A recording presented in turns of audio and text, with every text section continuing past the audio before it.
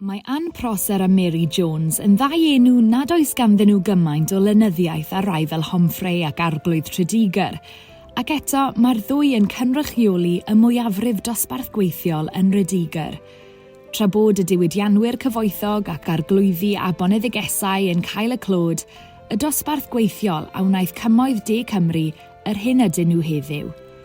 Wedi ei arisgrifio ar ei cerflun o fewn y parc, mae trawsgrifiad o gyfrifon dwy ferch ifanc a oedd yn gweithio yn y gwaith haearn.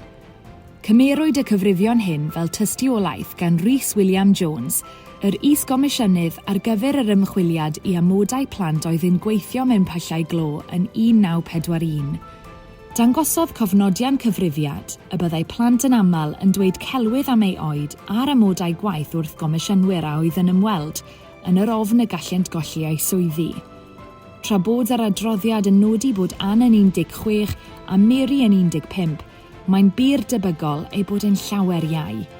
Mae rhan o'r trawsgrifiad hwn yn darllen, rydyn ni'n gweithio o 6 o'r gloch y bore tan 6 gyda'r nos ac yn cael amserau bwyd, cawn 5 swllt yr wythnos yr un.